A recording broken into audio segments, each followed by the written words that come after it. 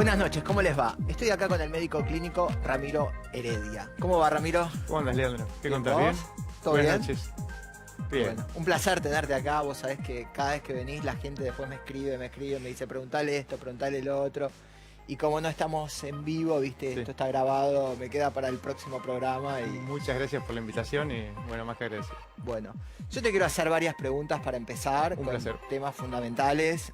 Las olas de calor que va a haber hasta marzo y Estamos cómo en marzo. afecta en los cuerpos y cómo cada edad se tiene que cuidar.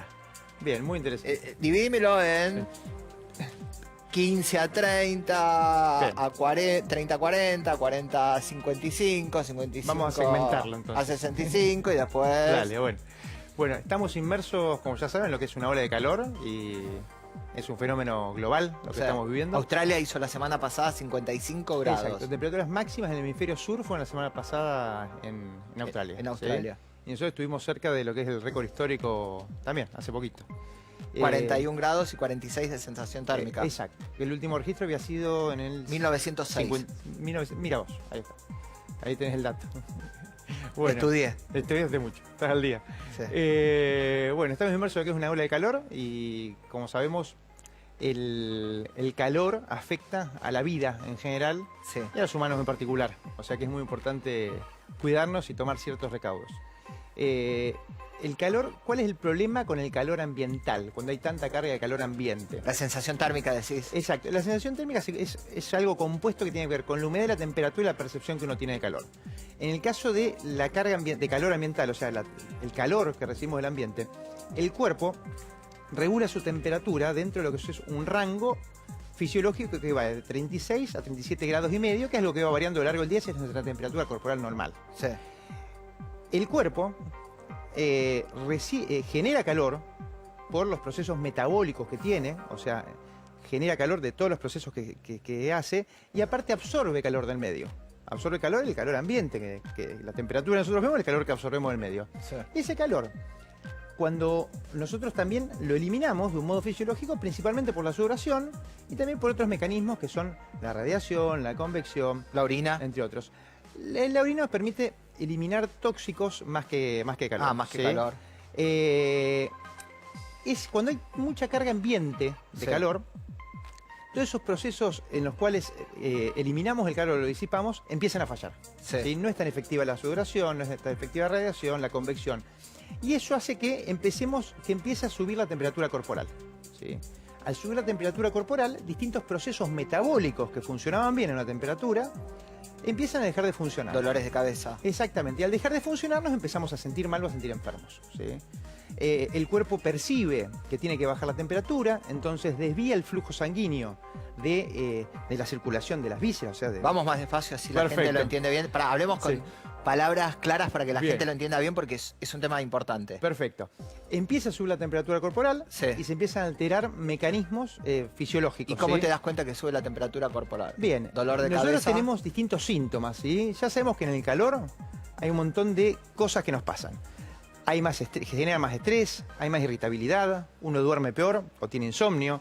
Aumentan inclusive en épocas así de calor, aumentan los valores, los coeficientes de los índices hasta de violencia doméstica, inclusive. Por el calor. Exactamente. Y en el cuerpo percibimos una constelación de síntomas que van desde síntomas más vagos o más leves hasta una emergencia médica que es el golpe de calor que ahora vamos a hablar. ¿sí? Pero dame tips. Dolor de cabeza. Bien, una persona Transpiración. Exacto. Una persona que empieza a sufrir los efectos del calor, Sí. aumenta la sudoración, ¿sí? Aumenta la sudoración ¿para qué? Para enfriar El cuerpo. el cuerpo. Eso genera que primero aumenta la sudoración, la piel está roja, más caliente, empieza a subir la temperatura del cuerpo, uno se empieza a sentir mal, ¿sí? Y uno deja de tener esa sudoración cuando ya se deshidrató. Es fundamentalmente la hidratación, Y todo te hago esto una para pregunta. ¿Y prevenir. cuando uno toma agua puede ser que transpire? En realidad vos lo que haces, la ingesta de líquido es fundamental, por un lado para prevenir o para mitigar los efectos del calor en el cuerpo y después para enfriar el cuerpo, ¿sí? Lo ideal en esta época es que tomemos líquidos fríos, por lo menos. ¿Y por eso el cuerpo transpira después de tomar agua? No, ¿O en de- realidad la sudoración que viene quizás si nosotros estábamos bajo mucho efecto del calor y no estamos transpirando tanto es que estábamos deshidratados. Sí. Entonces cuando empezamos a tomar agua nos rehidratamos y reponemos ese volumen y empezamos a eliminarlo. Es muy importante la hidratación para prevenir, para mitigar o para tratar los efectos del calor. Sí. Uno puede tener desde malestar general, la presión baja, existe gente que se desmaya o casi se desmaya, o sea que tiene síncope o casi síncope por calor. Si eso va progresando, uno puede tener calambres por calor, que principalmente se ven en deportistas que están expuestos a temperaturas extremas. Eso es recomendable la banana. La banana... Yo lo veo mucho Sí. en el abierto de Australia, Bien. que los jugadores, como hace mucho calor... Bien, la banana nos aporta en ese momento azúcares, Sí. lo usamos rápidamente, y nos aporta aparte potasio y otros minerales, pero eso es más para generar reserva. Está muy bien, está muy bien. Le permite energía rápida eso. ¿sí? Perfecto. Es un recurso para energía rápida. Y esa gente deportista que está haciendo actividad física en un lugar extenuante, empieza a sentir, por ejemplo, calambres, que son calambres severos en varios grupos corporales que llevan a limitar la prueba que uno está haciendo. Si eso progresa, uno puede tener agotamiento por calor, ¿sí? Que ya ahí uno no puede continuar haciendo lo que estaba haciendo. Agrega náuseas, vómitos, diarrea, dolor de cabeza, ¿sí? Malestar general. Y esas son situaciones previas a una situación grave que se llama golpe de calor o insolación, ¿sí? En la cual uno empieza a aumentar la temperatura corporal y uno agrega síntomas neurológicos graves, o sea, sensación de vaído, sensación como de mareos, confusión, dolor de cabeza, y hay personas que inclusive que se desmayan o pierden la conciencia. El golpe de calor o insolación, hay dos formas. Una forma clásica y una forma asociada al deporte, que es la que hablamos recién. La forma clásica es la que se da en gente vulnerable. Gente vulnerable son niños, son ancianos, son gente con enfermedades neurológicas o psiquiátricas o cardiovasculares o alguna condición que lleve a que no tenga la misma sensación de sed que una persona de Sana. otra edad. Entonces, o no pide agua o no la toma, o es muy importante en esa situación que también los cuidadores le ofrezcan el agua a estas personas, ¿sí? O no se puede retirar de la fuente de calor, ¿sí? Por ejemplo, vemos todos los años cómo se reportan niños que fallecen en autos, que los dejaron los papás encerrados con los vidrios altos. Ese niño probablemente haya tenido un golpe de calor más que asfixia. Labios por ejemplo. secos. Eso es un signo. Vos cuando te empezás a deshidratar, Sí. cualquier persona puede tener un golpe de calor o efectos del calor, pero si uno está deshidratado tiene mucha más percepción, la pasa peor, ¿sí? Pero ¿y el labio seco qué Claro, significa? cuando uno tiene labios secos, la boca seca, la piel empieza a secarse, sensación de sed, Sí. quiere decir que nos estamos deshidratando probablemente. La orina se vuelve más oscura, ¿sí? Hay parámetros estandarizados en los cuales el color de la orina orienta hacia cuán bien estamos hidratados. Pero vos, ¿sí? cada vez que vas tomando más líquido, la orina va saliendo más clara. La orina se va aclarando porque vas diluyendo esa orina, que es el Claro. objetivo. Uno debería tomar según el peso y la talla que tiene cada uno. Una persona de 75 años, perdón, una persona de 75 kilos en promedio debería estar entre los 2 litros 300, 2 litros y medio de agua ¿Y por día ahora? para estar en su situación basal. Y después, de acuerdo al líquido que uno pierda, si esa persona está haciendo una actividad física en la cual muchos deportistas lo que hacen es pesarse ante la actividad física y pesarse después de la actividad física. Entonces saben Sí. que si entrenan Pierden. una hora y pierden 1 kilo, pierden un kilo de agua. ¿sí? Claro. Ese kilo de agua lo tienen que reponer antes, durante y después de la actividad para no sentirse mal y para rendir. ¿sí? Y una persona que toma 2 litros y medio de agua, pero en contexto de calores extremos, estar muy sudoración y quizás no sentirse bien, tiene que ir subiendo la ingesta. ¿sí? Y el principal parámetro que tenemos en eso de cuán bien hidratados estamos es, primero, si tenemos sed o no. La idea es tomar antes de tener sed, el líquido. 2, lo que decías vos muy bien, las mucosas secas. Las mucosas son Los labios. los ojos, la boca, ¿sí? La piel, porque uno deja de sudar cuando está deshidratado. Pero más que nada te das cuenta Y el por color los de la labios. orina. Y los labios también. Sí.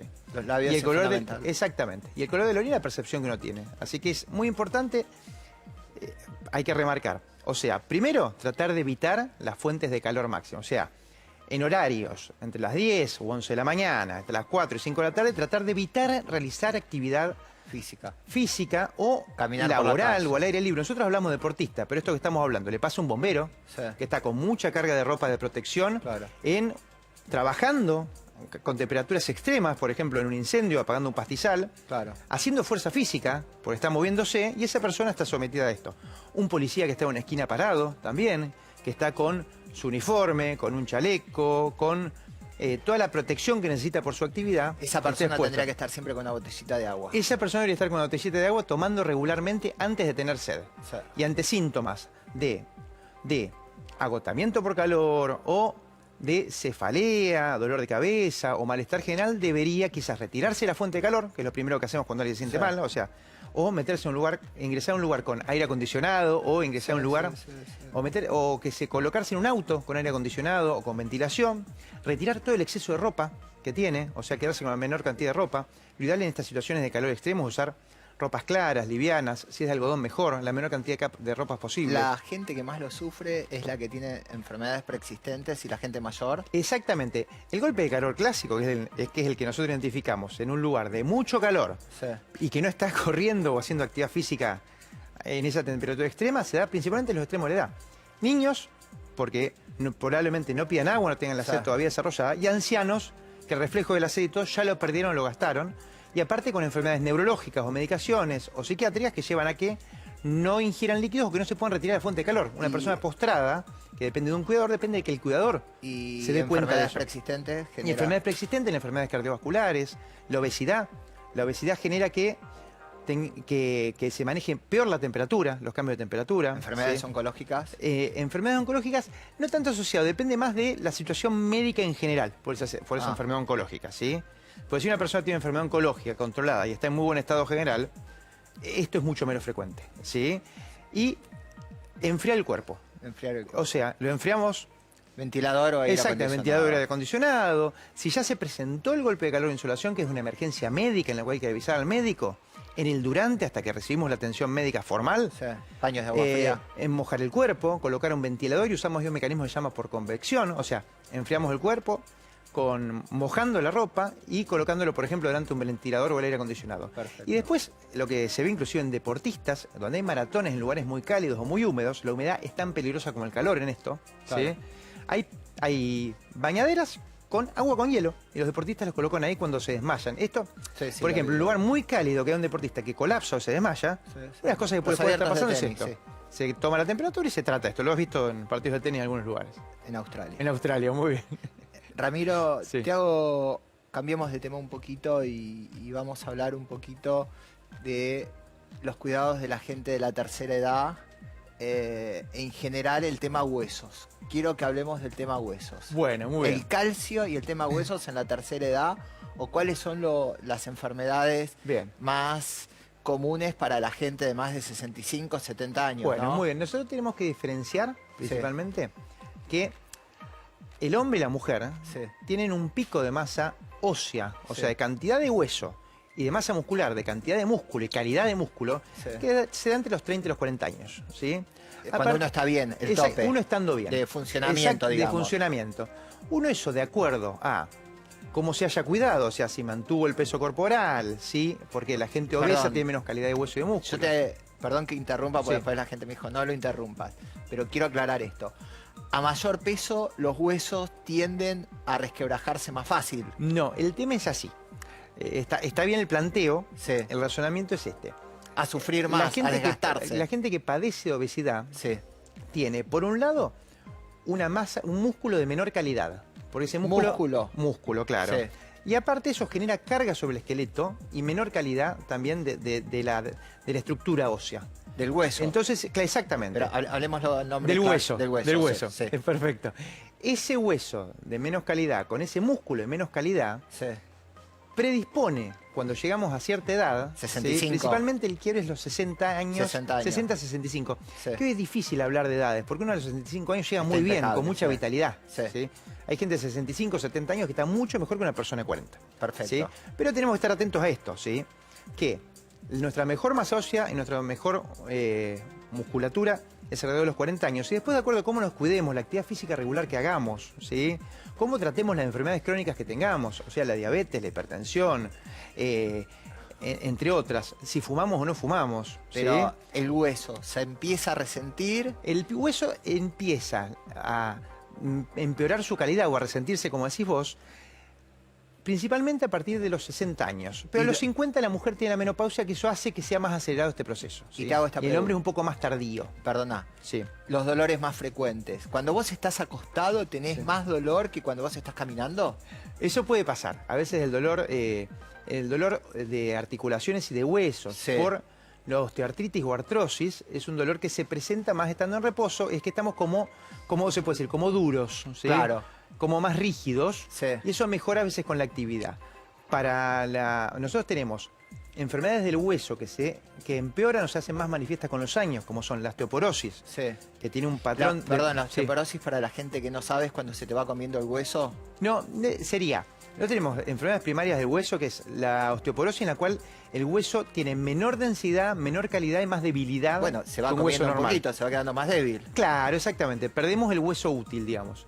Y tenemos después la osteopenia, que Va quedando más frágil. Exactamente. Y es más posible que te fractures. aumenta el riesgo de fracturas. Bueno. Acá lo principal... Yo por eso te digo, más que nada yo te lo paso Sí. al idioma de la gente, vos lo Sí. decís en tu idioma médico, pero yo para que la gente lo entienda. Exacto. Lo principal es saber esto. Cuando nosotros perdemos hueso Sí. o masa ósea y perdemos músculo, Perdemos masa huesos, muscular, es que el hueso se queda más débil. claro, más No débil, es que lo perdemos, sino que queda más débil. exactamente, el riesgo de caídas y aumenta Sí. el riesgo de fracturas. Eso es una patología grave. Ante una primera fractura en cualquier persona de más de 50 o 60 años, Cadera fundamentalmente. claro, los huesos que más se fracturan son la muñeca, Sí. ¿sí? Son los huesos de la columna lumbar, a veces, Sí.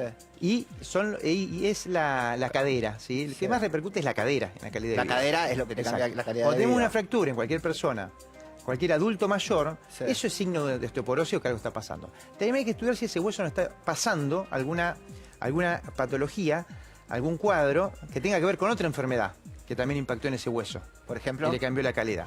Hay un montón de cosas que hay que descartar cuando una persona tiene una fractura. Bueno, pero una no. persona sana, que hizo todos sus controles y de 65 o 70 años, que tiene una fractura de cadera, es signo de osteoporosis. Es Eso signo de habitualmente Le osteopenia. recordamos a la gente el hueso más débil. Exactamente, un hueso más débil que Sí. tiene que ver con una enfermedad que se agrega al envejecimiento natural, Sí. normal, y que es importante inicialmente prevenir. ¿Cómo Sí. prevenimos la osteoporosis? Teniendo hábitos de vida saludable, comiendo adecuadamente, bajando el consumo de grasas, manteniendo el peso corporal, teniendo las enfermedades. El peso es fundamental para que los huesos no se deterioren Sí, con la es edad. muy importante, digamos, padecer de obesidad Sí. se asocia a un montón de enfermedades y a deterioro de la calidad de vida que es corregible, ¿sí? Es Que es totalmente corregible. prevenible. Inclusive lo vimos ahora con el COVID de cómo le fue a la población que padecía de obesidad. Duplicaba las tasas de fallecimiento, duplicaba las tasas de internación, más uso de terapia intensiva, más tiempo de rehabilitación. Y Para llevarlo a algo que estamos viendo todos los contame días. el tema del calcio para los huesos, ¿para qué sirve? Bien, en el metabolismo del hueso, Sí. ¿sí? O sea, en la formación y en la regeneración del hueso y en la pérdida de masa ósea tenemos un constante equilibrio en el cual el calcio tiene mucho que ver, ¿sí? Una persona debería consumir regularmente, principalmente a partir de los 50 años, ¿sí? 50 Sí. o 60 años, porciones regulares de calcio, ¿sí? El calcio lo tenemos Yogur en el los queso. alimentos, yogures, el queso, lácteos en general. Sí. Son porciones de calcio que podemos ingerir en el día. Pero ¿sí? si no alcanza, vas a la Si pastilla. no alcanza, se puede suplementar. Nosotros tenemos la posibilidad de medir. En la población medimos a cierta edad, o de acuerdo a los antecedentes que uno tenga, nosotros medimos cuán bien están los huesos con la densitometría ósea, que es un estudio que hacen los radiólogos, está muy difundido, y ahí nos dice qué calidad tiene el hueso, ¿sí? Y nos da un riesgo, también nos da un puntaje para un riesgo de fracturas, muy importante para saber cuán Claro. enérgico tenemos que ser en la prevención, ¿sí?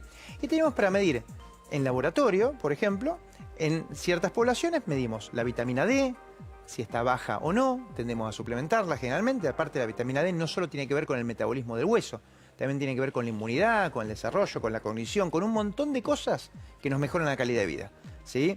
Medimos también los valores de calcio, ¿sí? Y pedimos ciertas hormonas que tienen que ver con el hueso, ¿sí? Y eso es muy importante porque nos permite, primero, en una persona que tiene un riesgo de fracturas más elevado, somos más enérgicos con los tratamientos para prevenir, o sea, la prevención y tratamos la Pero- osteoporosis en sí. Perdona, Ramiro, dos preguntas te hago. Sí. El calcio, Sí. ¿fortifica los huesos? El calcio es un elemento fundamental de la estructura del hueso. Pero- Que tenemos que tener buenos niveles de calcio en sangre para que el hueso los pueda Pero incorporar. entonces, si no te dan pastillas para fortificar el hueso, Hay gente que necesita tomar pastillas, que es lo que decís vos, O que son inyecciones. suplementos de calcio, Sí. y hay gente que no. Hay ¿sí? gente que Nosotros no. tenemos distintos elementos para tratar para corregir la osteoporosis en el caso el paciente se presenta. El aporte de calcio, que es fundamental, debería tomar calcio. Muchos pacientes se lo suplementan con vitamina D de dedo, es fundamental también. A muchos pacientes se le dan medicamentos que permiten fijar ese calcio en los huesos o incorporarlo mejor, ¿sí? Ah, ¿te fijan el calcio en los huesos? Claro, exacto. El mecanismo es como que se usan como fijadores de calcio en los huesos, que son unas drogas que damos por boca o en inyecciones mensuales, trimestrales o semestrales. Hay muchas formas comerciales, claro, endovenosas, que lo que hacemos en esas inyecciones es darte algo que te permite incorporar mejor el calcio y mejorar la estructura del hueso. Ramiro, ¿sí? Otra pregunta del calcio, para la gente. El calcio alto y el calcio bajo, ¿qué significa? Bueno, siempre eso hay que hablar en un contexto clínico, ¿sí? Las personas cuando están bien, sanas, sin ninguna enfermedad, el calcio en su sangre suele ser normal. Sí. Si nosotros tenemos una ingesta baja de calcio, nuestro cuerpo lo que tiende a hacer es sacarlo de las reservas de calcio que tenemos. ¿Y la gran reserva de calcio del cuerpo cuál es? Los huesos. El hueso, exactamente. Entonces se debilita el hueso, ¿sí? Cuando el calcio está bajo, tenemos que analizar por qué bajó, o sea, revisar qué le está pasando a esa persona, revisar que tenga todos los controles que le tocan para la edad, revisar si hay algún trastorno hormonal o alguna enfermedad se lo genera. Y lo mismo cuando el calcio está alto. Siempre tenemos que ver qué está pasando, ¿sí? ¿El calcio alto qué significa? Tiene muchas significancias, ¿sí? Lo importante es esto, ¿sabes? Pero dame 2 o 3 tips. 2 o 3 tips. O hay un trastorno hormonal que lo está generando. Sí. Hay una hormona, por ejemplo, se llama paratormona, que se libera cerca de la glándula tiroides. Hay unas glandulitas muy chiquititas del tamaño de una arveja que se llaman paratiroides, que puede estar secretándose de más, o por la glándula o por algún tejido que está por fuera de la glándula, y eso puede generar esto. Hay enfermedades, muchas veces enfermedades oncológicas, que pueden generar que uno tenga el calcio más elevado, ¿sí? Entonces hay que estudiar qué está pasando. ¿Y es riesgoso el calcio elevado? Siempre hay que estudiar la causa, está ¿sí? Y después lo corregimos, ¿sí? Pero lo más importante cuando está el calcio bajo o el calcio alto es saber por qué está pasando. Medicamentos también elevan el calcio, medicamentos lo bajan, tenemos que suplementarlo, efectos adversos. Muy importante revisar bien la historia clínica de la persona, bien lo que está tomando de medicaciones, bien si está tomando algo que no sea una medicación indicada por el médico, porque esa persona está tomando algún medicamento tipo homeopático. Te tengo que interrumpir porque la producción me dice que pasamos un corte en 1 minuto y seguimos con este tema que es súper interesante. Un placer. Gracias. Gracias. Y seguimos con el programa. Bueno, Ramiro, quiere decir que la gente de cierta edad le tiene que tener mucho cuidado al tema del calcio y de los huesos. Sí, en realidad, digamos, hábitos de vida saludables, tratar de mantener el peso corporal, alimentarse adecuadamente, hidratarse adecuadamente, principalmente en esta época de calor.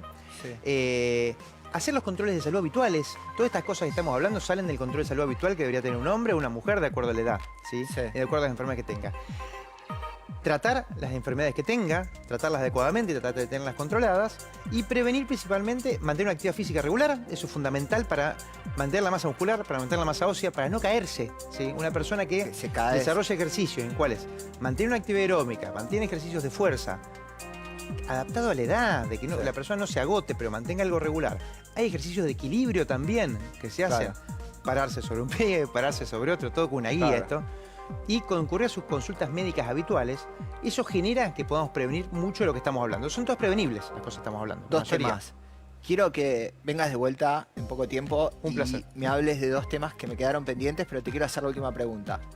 La diabetes. En 2 palabras definímelo y lo completamos la próxima vez. Bien, diabetes, una de las enfermedades metabólicas, o sea, del metabolismo más prevalentes, o sea, que más gente tiene diabetes, cada vez vemos más casos de diabetes. Porque ¿qué es la diabetes? ¿Diabetes ¿Azúcar en sangre? Es una enfermedad en la cual el parámetro que medimos es una elevación anormal del azúcar en sangre, de la glucosa en sangre, que eso repercute en todo el organismo y en y genera un montón de enfermedades o patologías asociadas. ¿Sí? Tiene la consecuencia de que va girando en otras enfermedades en el todo. cuerpo. Es una enfermedad del cuerpo, sistémica, que nosotros la documentamos la persona que tiene elevada el azúcar en sangre o la glucosa. No lo podés curar, pero lo podés detener. Una vez que uno es diabético, uno siempre es diabético. La diabetes es una enfermedad primaria. Si es secundaria de otra enfermedad, a veces corregimos esa enfermedad y se soluciona. Pero las formas más comunes de diabetes son primarias y una vez que uno lo tiene, siempre lo va a hacer. Uno probablemente nunca deba dejar los hábitos saludables, o sea, mantener el peso, comer adecuadamente y seleccionar los alimentos. Y va a pasar unas por etapas en las cuales va a tener unas vacaciones de la enfermedad en las cuales quizás no necesite un tratamiento específico. Pero sí mantener el peso, comer adecuadamente, mantener los hábitos de vida saludables, de actividad física que nos lleva a prevenir o a tratar. Ramiro, un placer tenerte. Yo quiero tenerte dentro de poco tiempo y te quiero hacer 2 preguntas para la próxima que vos vengas, Un gusto. que las voy a dejar para que lo hablemos la próxima vez. Un placer. ¿Puede ser? Perfecto. Uno de los... Bueno, la próxima vez lo hablamos tranquilo, porque si Me no va a dejás con quedar la- acá... Me dejas con la intriga. No, te quiero preguntar sobre los cánceres ocultos la próxima vez que vengas. Bueno, perfecto. ¿Está? Que es un Perfecto. tema que te lo quiero preguntar. Lo charlamos. Bueno, gracias a todos, buena semana, espero que hayan disfrutado de este señor que es un crack, un Muchas capo. Yo le debo mucho a él y la verdad que sabe mucho y que tengan todos buena semana.